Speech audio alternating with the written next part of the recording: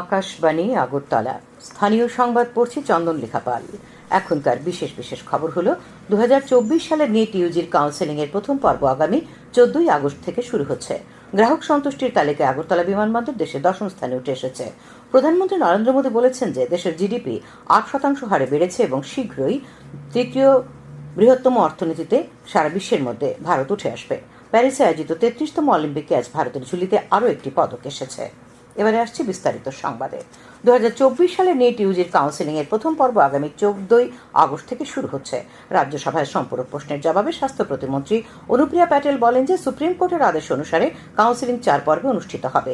তিনি বলেন আগস্টের প্রথম সপ্তাহে নিবন্ধন শুরু হবে এবং 14 আগস্ট থেকে 23 আগস্টের মধ্যে প্রথম দফার কাউন্সেলিং শেষ করা হবে। গ্রাহক সন্তুষ্টির তালিকায় আগরতলা বিমানবন্দর দেশের 10ম স্থানে উঠে এসেছে আর উত্তর পূর্ব ভারতের মধ্যে শীর্ষ অবস্থানে রয়েছে।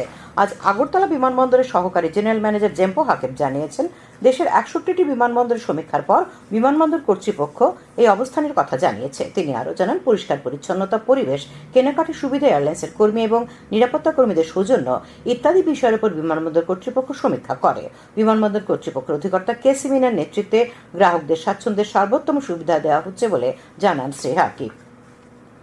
আসাম আগরতলা জাতীয় সড়কে ভয়াবহ পথ দুর্ঘটনায় আজ একজন নিহত এবং 3 জন গুরুতর আহত হয়েছেন।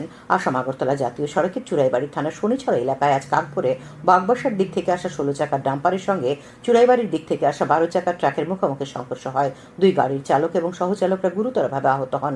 পুলিশ, ফায়ার সার্ভিস এবং স্থানীয় মানুষের সহায়তা তাদের স্থানীয় হাসপাতালে পাঠানো হলে সাজানুল ইসলাম নামের একজনকে উন্নত চিকিৎসার জন্য শিলচর রেফার করা হয়। হাসপাতালে নিয়ে যাওয়ার সময় পথেই তার মৃত্যু হয়েছে। চুরাইবাড়ি থানার পুলিশ দুর্ঘটনার কারণ অনুসন্ধানে তদন্ত চালাচ্ছে। আগরতলা পুর নিগমের মেয়র দীপক মজুমদার আজ লেক চৌমুহনীস্থিত বাজারটি পরিদর্শন করেন। পরিদর্শনকালে মেয়র অবৈধভাবে স্থান দখলকারী দোকানীদের জায়গা ছেড়ে দিতে 7 দিনের সময়সীমা বেঁধে দেন। শ্রী মজুমদার বলেন অন্য সব বাজারের মতো লেক চৌমুহনী বাজারটিকেও আধুনিকভাবে সাজিয়ে তোলা হবে। মেয়রের সঙ্গে ছিলেন পুর কমিশনার শৈলেশ কুমার যাদব সহ অন্যান্য আধিকারিকরা। সমবায় মন্ত্রী শুক্লাচরণ নোয়াতি আজ ত্রিস্তরীয় পঞ্চায়েত নির্বাচনে বিজেপির জেলা পরিষদের প্রার্থী শম্ভু মানিকের সমর্থনে উত্তর জোলাইবাড়ি গ্রাম পঞ্চায়েতের ডলুছড়া এলাকায় বাড়ি বাড়ি প্রচার করেন। প্রার্থী শম্ভু মানিক সহ বিজেপি দলীয় নেতাকর্মীরা মন্ত্রীর সঙ্গে ছিলেন। ত্রিস্তর পঞ্চায়েত নির্বাচনে পশ্চিম ত্রিপুরা জেলা পরিষদের 12 নম্বর আসনে ভারতীয় জনতা পার্টির প্রার্থী বিশ্বজিৎ ছিলের সমর্থনে পুরাতন আগরতলার পূর্ব চাম্পামারা সেবাধাম সংলগ্ন এলাকা থেকে বাড়ি বাড়ি গিয়ে প্রচার শুরু করেন দলের কর্মী সমর্থকরা। মানুষ বিগত দিনের কাজে নিরীক্ষে তাদের ভোট দেবেন বলে আশা ব্যক্ত করেন প্রার্থী বিশ্বজিৎ শেল। ধলাই জেলায় আসন্ন ত্রিস্তর পঞ্চায়েত নির্বাচনকে ঘিরে প্রশাসনিক তৎপরতা চলছে। ভোট প্রক্রিয়া সুষ্ঠুভাবে সম্পন্ন করার লক্ষ্যে প্রশাসনিক স্তরে প্রশিক্ষণ কর্মসূচিও চলছে। আজ আমবাসা আরডি ব্লকের অধীনে যে সকল কর্মীরা ভোটের কাজে নিযুক্ত তাদের দ্বিতীয় পর্বের প্রশিক্ষণ দেওয়া হয়। আমবাসা পঞ্চায়েত রাজ ইনস্টিটিউটে আয়োজিত প্রশিক্ষণ কর্মসূচিতে 22টি দলের 132 জনকে প্রশিক্ষণ দেওয়া হয়। রিটার্নিং অফিসার তথা আমবাসা সমষ্টি উন্নয়ন আধিকারিক মুনমুন দেববর্মা জানান আজ নির্বাচনী নীতি নির্দেশিকা অনুসারে ভোটের কাজে নিয়োজিত কর্মীদের প্রশিক্ষণ দেওয়া হয়। তিনি আরও জানান স্ট্রং রুম ইতিমধ্যেই প্রস্তুত হয়ে গেছে এবং আজ ব্যালট পেপারও পৌঁছে গেছে। বিদ্যুৎ দপ্তরের লাইনম্যান এবং হেল্পারদের কাজের সময় দুর্ঘটনা এড়াতে এবং লাইনম্যান ও হেল্পারদের যাতে সুরক্ষা বিধি মেনে কাজ করতে পারেন এবং দ্রুত লাইন সারাই করতে পারেন সেই উদ্দেশ্যে আজ প্রশিক্ষণ শুরু হয়েছে। ত্রিপুরা স্টেট ইলেকট্রিসিটি কর্পোরেশনের উদ্যোগে ন্যাশনাল পাওয়ার ট্রেনিং ইনস্টিটিউটের উত্তর পূর্বাঞ্চলীয় কার্যালয়ের সহযোগিতায় আগরতলার শহীদ ভগৎ সিং যুব আবাসে আজ সকাল 10টায় 3 দিনের এই প্রশিক্ষণ কর্মসূচি শুরু হয়। উদ্বোধনী অনুষ্ঠানে উপস্থিত ছিলেন ন্যাশনাল পাওয়ার ট্রেনিং ইনস্টিটিউট উত্তর পূর্বাঞ্চলীয় কার্যালয়ের অধিকর্তা doctor Rohit Verma, Tripura state electricity কর্পোরেশনের company secretary Alok Srivastava, DGM corporate Shishir Debbarma এবং ডিজিএম সেক্রেটারি রাজেন্দ্র দেববর্মা সহ অন্যান্য আধিকারিকরা। শিবিরে গোটা রাজ্য থেকে বাছাই করা 30 জন লাইনম্যান এবং হেল্পার প্রাথমিক পর্যায়ে প্রশিক্ষণ নিচ্ছেন। রোহিত ভার্মা জানান গোটা দেশে একযোগে 20,000 লাইনম্যানের প্রশিক্ষণ শুরু হয়েছে। তিনি আরও জানান এই প্রশিক্ষণে অত্যাধুনিক পদ্ধতিতে বিদ্যুতের লাইন মেরামতের বিষয় শেখানো হবে, পাশাপাশি সুরক্ষা বিধির বিষয়টিও নিশ্চিত করা হবে। রাজ্য জুড়ে ত্রিস্তরীয় পঞ্চায়েতের ভোটের প্রস্তুতি চলছে। 59 জেলার গৌরনগর ব্লকের অধীন কাউলিকুড়ার বিএমসিতে দ্বাদশমান বিদ্যালয়ে ভোটকর্মীদের হাতে কলমে প্রশিক্ষণ দেওয়া হয়। আজ মোট 504 জন ভোটকর্মীকে প্রশিক্ষণ দেওয়া হয়েছে। এখানে ব্যালট বাক্সের ব্যবহার বিধি সম্পর্কে অবহিত করা হয়। গৌরনগর ব্লকের সহকারী রিটার্নিং অফিসার তথা এআরও সুধাংশু সরকার জানান গৌরনগর ব্লকের 75টি পোলিং বুথে আগামী 8ই আগস্ট নির্বিঘ্নে ভোট পর্ব সম্পন্ন করতে যাবতীয় ব্যবস্থা গ্রহণ করা হয়েছে। আজ ভোটকর্মীদের দ্বিতীয় পর্যায়ে প্রশিক্ষণ দেওয়া হয়। আসন্ন ত্রিস্তরীয় পঞ্চায়েত নির্বাচনকে কেন্দ্র করে আজ খয়েরপুর বিধানসভার অন্তর্গত একতলা কমিউনিটি হলে একটি বৈঠক হয়েছে। উপস্থিত ছিলেন বিধায়ক রতন চক্রবর্তী, পশ্চিম নোয়াবাদী পঞ্চায়েতের 10 নম্বর জিলা পরিষদের বিজেপি প্রার্থী কামনা সরকার সহ মহিলা মোর্চা এবং স্বসহায়ক দলের সদস্যরা। বৈঠকে পঞ্চায়েত নির্বাচনে বিভিন্ন গুরুত্বপূর্ণ বিষয় নিয়ে আলোচনা হয়। পাশাপাশি দলীয় কার্যকর্তাদের মানুষের কাছে পৌঁছে তাদের সমস্যা সমাধানে আরও সচেষ্ট হওয়ার পরামর্শ দেন বিধায়ক শ্রী চক্রবর্তী। শিশুদের সুরক্ষা প্রকল্পে সচেতনতা বাড়াতে আজ নন্দননগর উচ্চতর মাধ্যমিক বিদ্যালয়ে আইনি শিবিরের আয়োজন করা হয়। পশ্চিম জেলা আইন সেবা কর্তৃপক্ষের উদ্যোগে আয়োজিত এই শিবিরে আলোচনা করেন আইনজীবী মল্লিকা দেবনাথ, বিদ্যালয়ের ভারপ্রাপ্ত প্রধান শিক্ষিকা নমিতা দে এবং আইনি স্বেচ্ছাসেবক রাজীব কুমার পাল। ভাষণে শ্রীমতী দেবনাথ বলেন, স্টুডেন্ট স্কলারশিপ স্কিমে গরিব পরিবারের ছাত্রছাত্রীদের যে ভাতা দেওয়া হয় তাতে সহযোগিতা করে জেলা আইন সেবা কর্তৃপক্ষ। রাজ্যের বিভিন্ন ডিগ্রি কলেজে ভর্তি প্রক্রিয়া নিয়ে অভিযোগ এনে আজ উচ্চশিক্ষা দপ্তরের অতিরিক্ত অধিকর্তার কাছে ডেপুটেশন দিল কংগ্রেসের ছাত্র সংগঠন এনএসইউআই। তাদের দাবি, কলেজগুলিতে ভর্তির ক্ষেত্রে সমস্যার সম্মুখীন হচ্ছে ছাত্রছাত্রীরা। তাদের ভর্তি প্রক্রিয়া সুষ্ঠুভাবে সম্পন্ন করার দাবিতে কংগ্রেস নেতা আমির হোসেনের নেতৃত্বে আজ এক প্রতিনিধি দল উচ্চশিক্ষা দপ্তরের অতিরিক্ত অধিকর্তার কাছে তাদের দাবি পেশ করেন। নিয়মিতকরণ ও সরকারি কর্মচারীদের মতো বিভিন্ন সুযোগ সুবিধা প্রদান ইত্যাদি দাবিতে আজ স্বাস্থ্য দপ্তরের অনিয়মিত কর্মীরা আগরতলা আইজিএম হাসপাতালের মেডিকেল সুপারের অফিসের সামনে বিক্ষোভ প্রদর্শন করেন।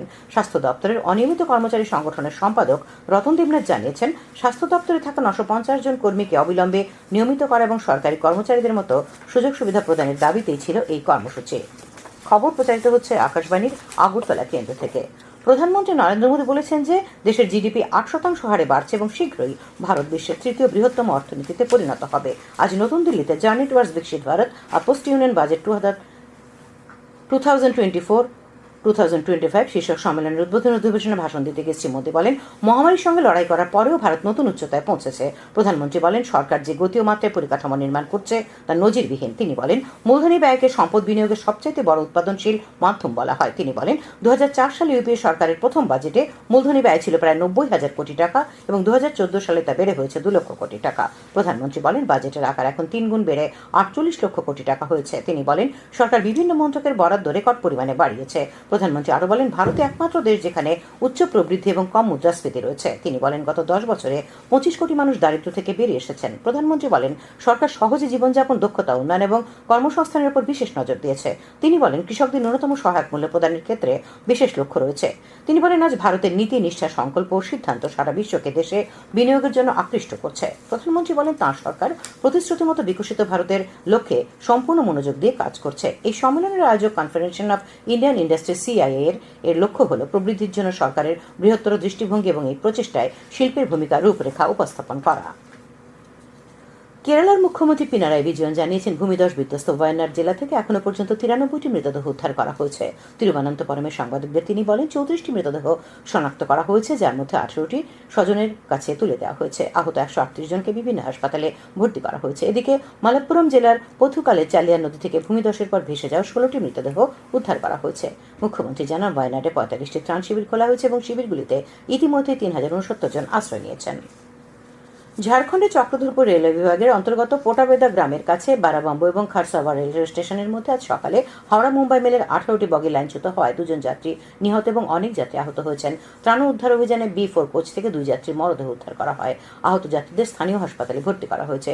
এদিকে রেলের পক্ষ থেকে মৃতদের পরিবারকে 10 লক্ষ টাকা, বেশি আহতদের 5 লক্ষ টাকা এবং অল্প আহতদের 1 লক্ষ টাকা করে দেওয়া হচ্ছে।